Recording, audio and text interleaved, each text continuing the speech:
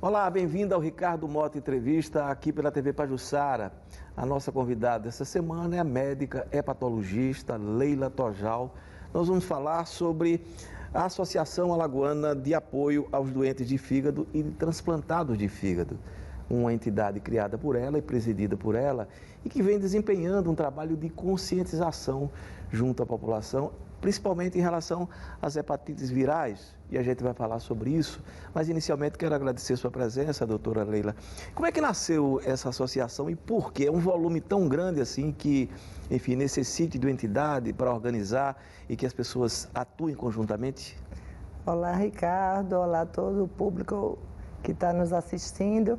É uma grande felicidade estar aqui com vocês e falar dessa associação que foi criada por mim junto com outros transplantados de fígado há cerca de 2 anos.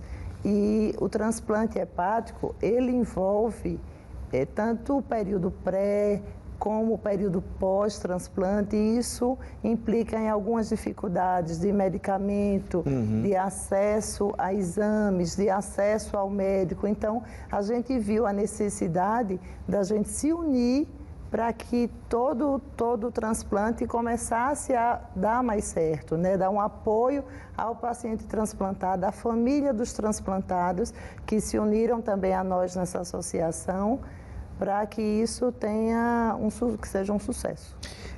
Eu falei aqui nas hepatites virais. Elas são uma principal causa que resulta no transplante de fígado, quando resultam?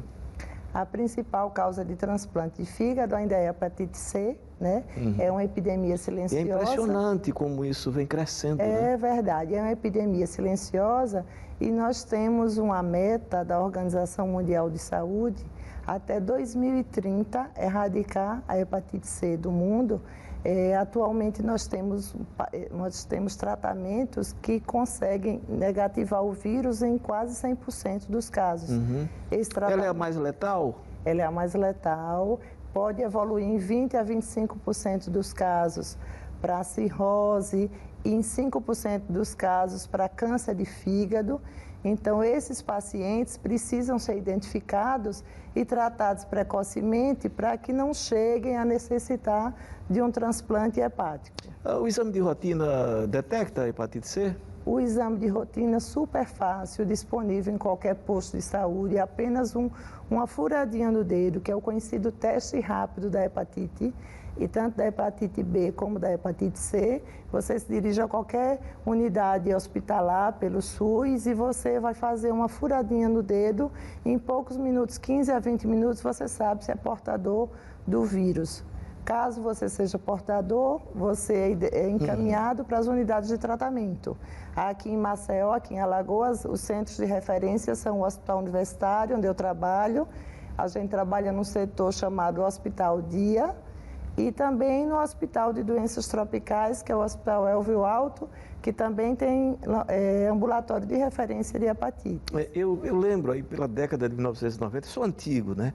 Que quando surgiu, apareceu com mais visibilidade a hepatite C, havia uma dificuldade muito grande em relação à medicação, né? Muito grande. Porque a própria Anvisa não aprovava e tinha a importação. Como é que está esse cenário hoje para o tratamento da hepatite C? Eu sou também meio contemporânea sua, viu, Ricardo? Não, porque bem mais jovem. Eu alcancei, na época da minha residência em São Paulo, todo esse início de tratamento.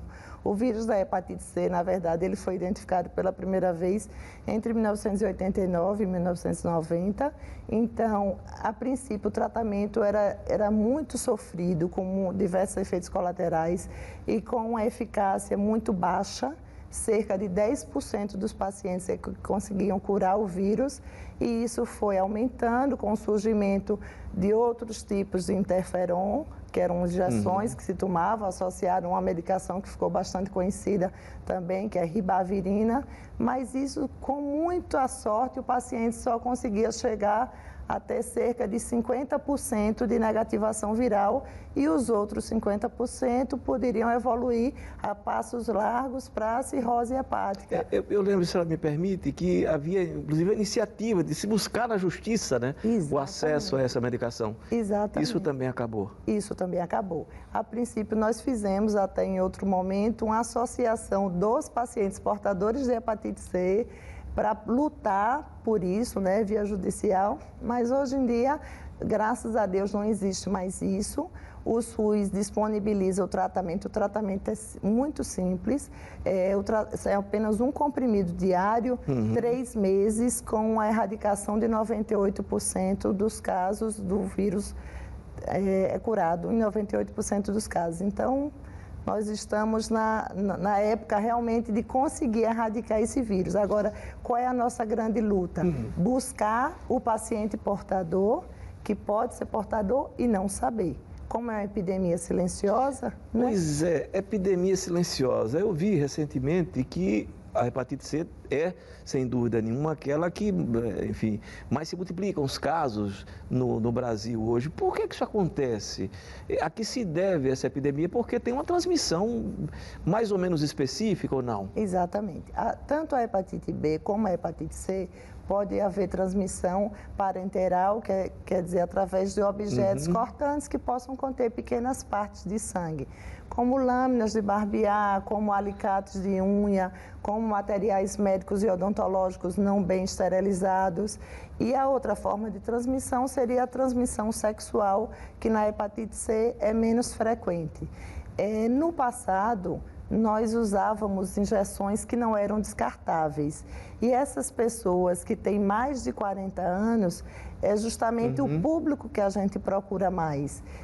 Porque usaram... É onde se identifica mais a hepatite C? É onde se identifica mais a hepatite C, porque no passado, como não se usavam seringas descartáveis, e aí até mesmo entre os atletas tinha toda os times de futebol se juntavam para tomar antes aquele gluconergan, que era o conhecido energético, né? E aí, com essa má esterilização, transmitia de um paciente para o outro e às vezes times de futebol inteiros contraíram esse vírus, né? Então a gente busca principalmente essa faixa etária para buscar erradicar. Os pacientes mais jovens, portadores do vírus, já não são tão frequentes. A gente encontra, mas a faixa etária mais prevalente é de 40 anos ou mais.